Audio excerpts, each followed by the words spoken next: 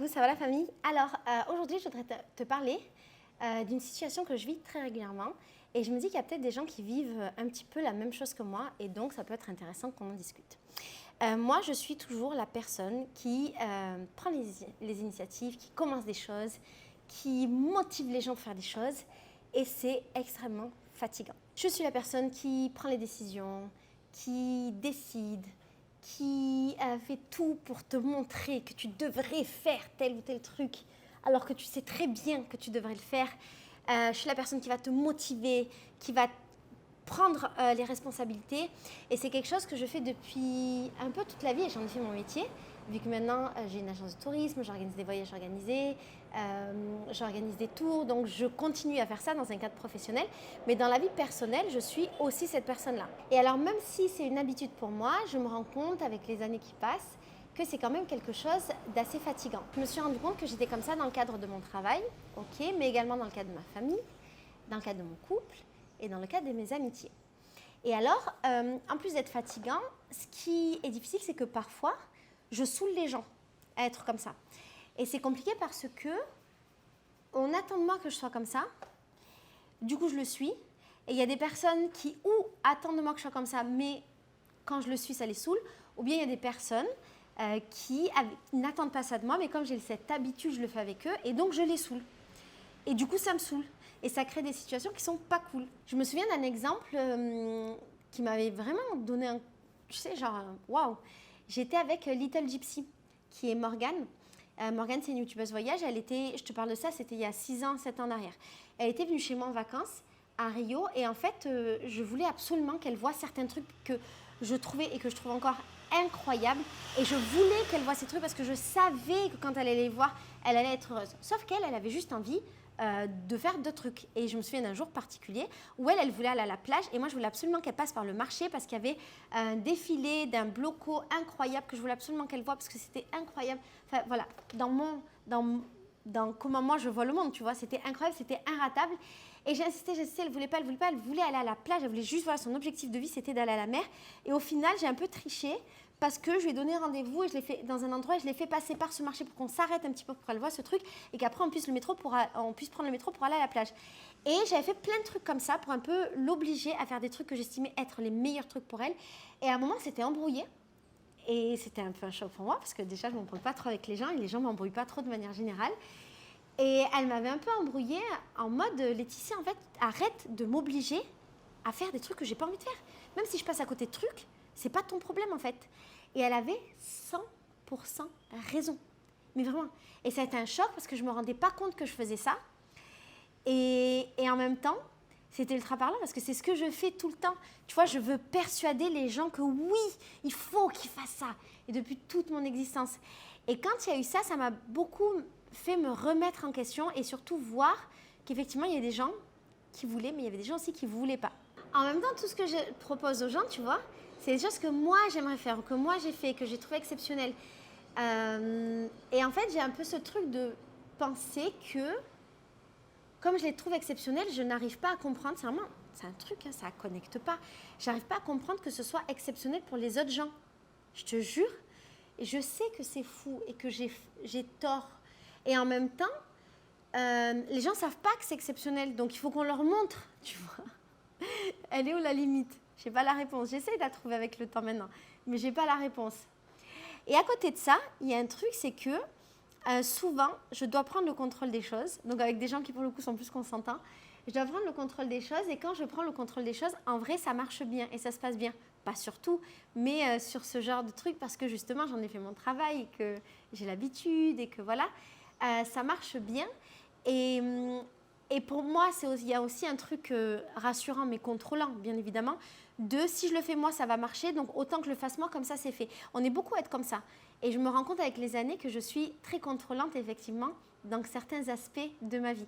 Et d'ailleurs, il y a une copine à moi, une nouvelle rencontre de ma vie, qui m'a dit ça, qui m'a dit que j'étais très contrôlante. Et j'étais outrée, en mode, mais moi, mais jamais de la vie, je suis contrôlante. Elle avait exactement vu juste dans mon jeu. Là où parfois ça me fatigue d'être comme ça, même si c'est quelque chose quand même que je recherche, tu vois, c'est par exemple dans mon couple. Léandro, c'est quelqu'un qui est qui a un côté très passif. Et moi, j'ai un côté très actif, tu vois, dans comment je suis. Et donc, Léandro, lui, peut se laisser vivre et il va accepter la vie comme elle se présente. Moi, je n'accepte pas la vie comme elle se présente. La vie, elle va être comme j'ai envie qu'elle soit. Bien sûr, j'ai conscience du fait qu'elle n'est pas comme on a envie qu'on soit. Mais en tout cas, je ne laisse pas les choses vivre seules. Léandro, il peut faire absolument la même chose tous les jours de son existence et être très satisfait. Voilà, lui se satisfait. Moi, je ne suis pas satisfaite. Je vais pas dire que je suis une personne qui n'est pas satisfaite tout le temps, mais j'ai besoin qu'il se passe des choses et quand il s'est passé un truc, j'ai besoin de nouveautés, j'ai besoin de stimulation, j'ai besoin qu'il existe des trucs. Je dis pas que lui, c'est moins bien que moi. Franchement, c'est des manières de vivre différentes et je trouve que pour le coup, on se complète bien, tu vois. Mais tu vois, j'ai eu l'expérience avec quelqu'un de différent qui était Farid, mon ancien mari. Et Farid, il est un peu comme ça. Et lui, il a besoin de la nouveauté tout le temps. Il a besoin qu'il se passe des trucs. Et du coup, on faisait énormément de choses. Beaucoup, c'était très productif. Donc, Léandro, lui, il est plus passif, il accepte.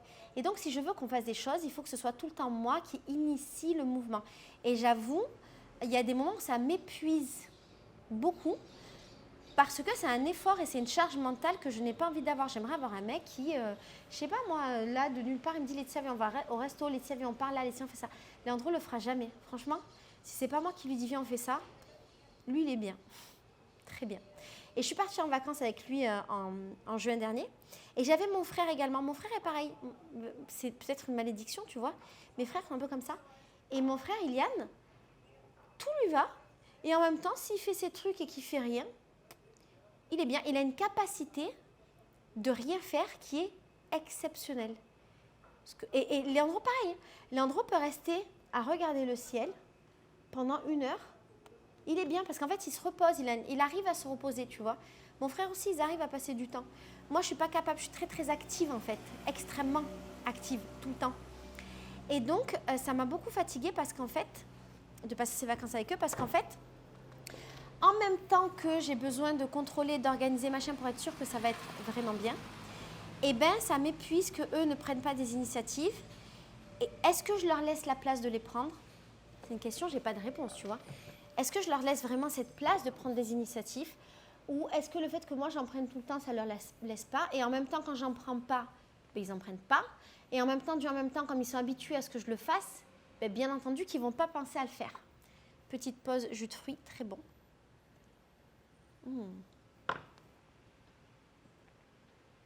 Merveilleux. La pression que j'ai, c'est de me dire, si je fais rien, il ne va rien se passer. Est-ce que j'accepte ça? Je pourrais juste me dire, ok, les mecs, ils veulent rien faire, il faut que je les motive. Parce qu'en plus de ça, c'est complexe avec eux et avec plein de gens. C'est qu'il faut que je te prouve en permanence que ça va vraiment être bien pour toi. Et après, quasiment tout le temps, les gens me disent, putain, heureusement que tu m'as poussé à faire ça. Heureusement. Dans mon travail, c'est exactement mon travail, en fait, de pousser des meufs à sortir de leur zone de confort. Et c'est très difficile parce qu'en fait, c'est des moments où elles ont des peurs, où c'est compliqué pour elles, où il se passe plein de trucs dans leur dedans. Et donc, je dois les persuader, je dois les pousser, sans arriver à les obliger, tu vois. Et à la fin, elles me disent tout le temps, Laetitia, heureusement que tu m'as poussé. Ok. Dans ma vie personnelle, c'est pareil avec les mecs, notamment avec Léandro. Il faut que je le pousse en permanence. Et je vais le pousser, il va être en résistance, en résistance, en résistance. Sauf qu'au bout d'un moment, comme je suis insupportable, il va accepter. Et après, il me dit, heureusement que tu as accepté. Est-ce qu'on a besoin d'arriver jusque-là ou est-ce que ça pourrait pas être plus facile, plus doux et que je n'ai pas besoin d'utiliser toute cette énergie pour les persuader de faire des trucs, tu vois? Et moi, si je les persuade pas, je vais culpabiliser parce que je sais que c'est génial. Et alors, parfois, je me dis, bon, bah vas-y, je m'en bats les steaks. Ils font leur life. Et moi, je fais mes trucs, en fait. Et s'ils me suivent, ils me suivent. Une fois, j'ai essayé. Ça a marché, ils m'ont suivi. Et je me suis dit, ah ouais, c'est une bonne technique. Et en même temps, c'est difficile pour moi de faire ça. Tu vois, j'arrive pas à exactement être comme ça avec eux et je vais culpabiliser énormément. Si je fais les choses, mais je parle de Léandro et de mon frère, mais ça peut être mes potes aussi. Hein. Je vais culpabiliser énormément de faire les trucs sans eux, donc ça va pas marcher. Ce qui est difficile aussi quand on est comme ça, c'est que tu organises les trucs, tu fais tout, tu prends la responsabilité. S'il y a un problème, c'est ta faute. Et je me souviens d'une fois, j'étais super fâchée contre Léandro parce que j'avais organisé la journée et c'était très dur pour moi parce qu'ils ne voulaient pas trop sortir, machin, Léandro et mon frère. J'avais dû les convaincre, c'était compliqué. Et finalement, on fait notre journée et on arrive à l'endroit que j'avais prévu qui était génial pour voir le coucher du soleil, sauf qu'on avait perdu du temps dans des trucs de décision et de machin. Et donc, on arrive et c'est un peu trop tard, tu vois. Et Léandro était un peu saoulé. Et je me suis dit, madame, il se fout de ma gueule. il est saoulé pour un truc, mais qui c'est qui est à la base, en fait, de tout ça? Ben, c'est juste tous les retards que j'ai pris pour des gens qui n'arrivaient pas à se décider. Et c'est très facile de tomber dans ce truc où nous-mêmes, on va marronner, on va s'embrouiller, ça crée des tensions, machin, c'est pas agréable. J'essaye de faire ce travail, de ne pas en vouloir aux gens quand c'est comme ça. Mais c'est difficile. Ce qui est difficile pour moi aussi, c'est que du coup, je dois faire des choix en fonction des autres. Moi, j'ai envie de faire un truc, mais je vais prendre en compte le fait que pour les autres, ce ne serait pas exactement ça le meilleur truc. Je sais ce qui serait le meilleur pour eux, mais en même temps, ce qui serait le meilleur, tu vois, tous les trucs que je viens de te dire. Et donc, je dois faire des choix pour les gens. Et j'ai toujours peur de me manquer dans le choix que je vais faire pour eux. Parce que la charge mentale que je vais avoir dans ma tête, c'est de vouloir faire passer à tout le monde des bons moments en permanence.